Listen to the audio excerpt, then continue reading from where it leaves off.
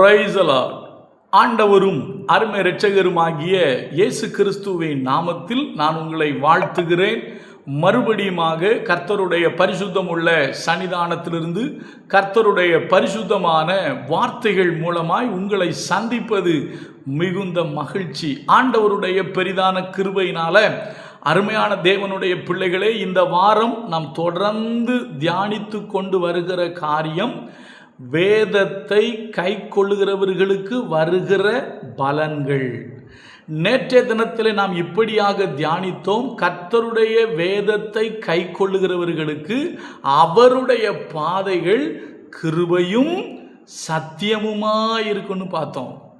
நீங்களும் நானும் கர்த்தருடைய வேதத்தை கை கொள்ளும் பொழுது நம்முடைய வாழ்க்கையிலே கர்த்தர் நமக்கு நியமித்திருக்கிற அந்த பாதை இருக்கு பார்த்தீங்களா, கர்த்தர் நம்மை நடத்துகிற பாதை கிருபையும் சத்தியமுமாய் இருக்கும் என்பதை நம்ம நேற்று பார்த்தோம். இன்றைக்கு இன்னொரு அருமையான காரியத்தை நாம் பார்க்க போகிறோம். கர்த்தருடைய வேதத்தை கை கொள்ளுகிறதுனால எனக்கு கிடைக்கிற பலன் என்ன?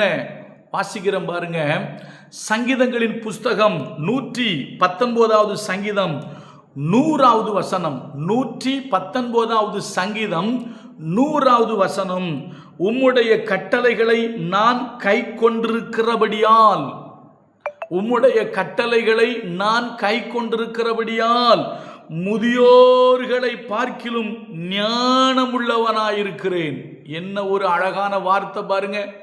உண்மையாய் சொல்லுகிறேன், என்னுடைய மனதை மிகவும் தொட்ட வார்த்தை. இந்த சங்கீதத்தை பாடின தேவ மனிதன் சொல்லுகிறார், ஆண்டவரை பார்த்து, ஆண்டவரே உம்முடைய கட்டளைகளை நான் கை கொள்ளுகிறபடியினால் முதியோர்களை பார்க்கிலும் நான் ஞானமுள்ளவனாயிருக்கிறேன். இன்றைக்கு நாமும் நம்முடைய பிள்ளைகளுக்கு சொல்லிக் கொடுக்கிறோம், ஆண்டவர் ஞானத்தை தருவார் என்று. உண்மைதான், ஆண்டவர் தான் ஞானத்தை தர முடியும். ஏனென்று சொன்னால் வசனம் சொல்லுகிறது, கர்த்தருக்கு பயப்படுதல் ஞானத்தின் ஆரம்பம். சரி, அது மாத்திரமல்ல, நீதிமொழிகள் எழுதப்பட்டிருக்கிறது, அவர் வாயிலிருந்து அறிவும் புத்தியும் வரும். கர்த்தர் நீதிமான்களுக்கென்று மெய் ஞானத்தை வைத்திருக்கிறார். அவரே ஞானம் என்று வேதம் சொல்கிறது. அப்போஸ்தலனாகிய பவுல் கொலோசு திருச்சபைக்கு எழுதும்போது சொல்றாரு, அவருக்குள் ஞானம் அறிவு என்பவைகள் ஆகிய பொக்கிஷங்கள் எல்லாம் அடங்கி இருக்கிறது என்று சொல்லுகிறார். ஐயா, ஆண்டவர் தான் ஞானம், ஆண்டவர் தான் நமக்கு ஞானத்தை தருகிறவர். ஆனால் வேதம் சொல்லுகிறது, அவருடைய கட்டளைகளை, அவருடைய வார்த்தைகளை, அவருடைய வேதத்தை நீங்கள் கை கொள்ளும் பொழுது முதியோர்களை பார்க்கிலும் நீங்களும் நானும் ஞானம் உள்ளவர்களாய் மாறுகிறோம். கொஞ்சம் யோசிச்சு பாருங்க.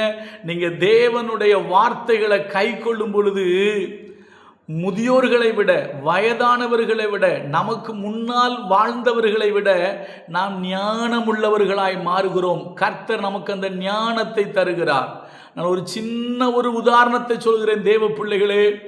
நீங்க கொஞ்சம் பைபிளில் யோசேப்பின் சரித்திரத்தை வாசித்து பார்த்தால், யோசேப்பின் சரித்திரத்தில் இப்படியாக உண்டு. பார்வோனுடைய அரண்மனையில் இருக்கிற பெரியவர்களை விட, ஞானிகளை விட, அங்கிருக்கிற மற்ற எல்லாரை விட நீங்க பார்த்தீங்க அப்படின்னா யோசேப்பு ஞானமான ஒரு ஐடியா கொடுப்பாரு. அதனால தான் அவர் சொல்லுவாரு, உன்னை போல் ஒருவன் இல்லை. அதாவது தேவ ஆவியை பெற்ற ஒரு ஞானமுள்ள மனுஷன் உன்னை போல யாரும் இல்லைன்னு சொல்லி பார்வோன் யோசேப்பை நியமிப்பார். அதே போல நீங்க பார்த்தீங்கன்னா தானியேலின் சரித்திரத்தை வாசி பார்த்தீங்க அப்படின்னா, தானியேலின் சரித்திரத்தில் வேதம் சொல்லுகிறது, அவனுக்குள் ஞானம் இருந்தது. தானியேலுக்குள்ள ஒரு ஞானத்தை கர்த்தர் கொடுத்தாரு.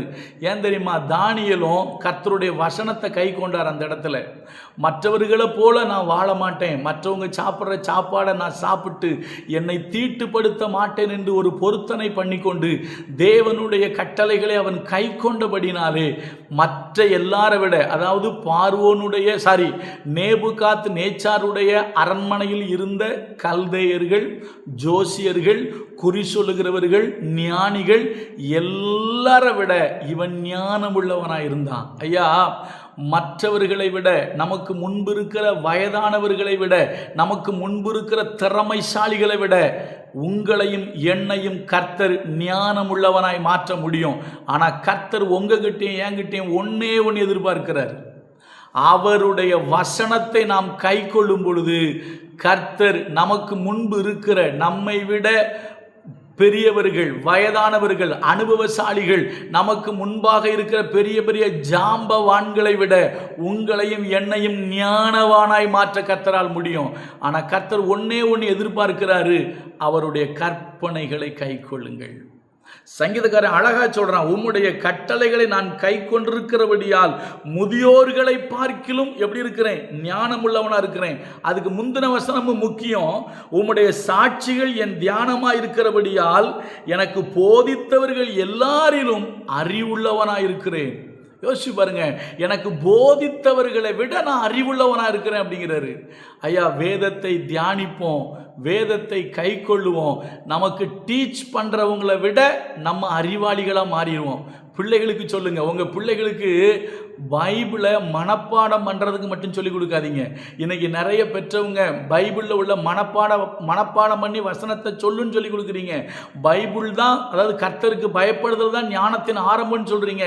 இதை சொல்லிக் கொடுங்க. நீ பைபிளை எப்படி மனப்பாட வசனம் சொல்கிறியோ அதே போல் நீ வேதத்தை கை கொள்ளுவாய். ஆனால் உனக்கு டீச் பண்ணுறவங்களை விட நீ அறிவுள்ளவனா மாறுவா. உங்கள் பிள்ளைகளுக்கு சொல்லிக் கொடுங்க, உங்கள் பிள்ளைகள்கிட்ட சொல்லுங்க, வாலிபர்கிட்ட சொல்லுங்க. அதே போல் நீ வேதத்தை கை கொண்டால் முதியோர்களை விட நீ ஞானம் உள்ளவனாய் மாறுவாய் என்பதை உங்க பிள்ளைகளுக்கு சொல்லிக் கொடுங்க. வெறும் வசனத்தை மனப்பாடம் பண்ணுவதற்கு மாத்திரம் தயவு செய்து சொல்லிக் கொடுக்காதீங்க. வேத வசனங்களை கை கொள்வதற்கு உங்க பிள்ளைகளுக்கு சொல்லிக் கொடுங்க. கர்த்தர் நல்லவர், அவர் கிருபை நம்மேல் என்றும் உள்ளது. God bless you.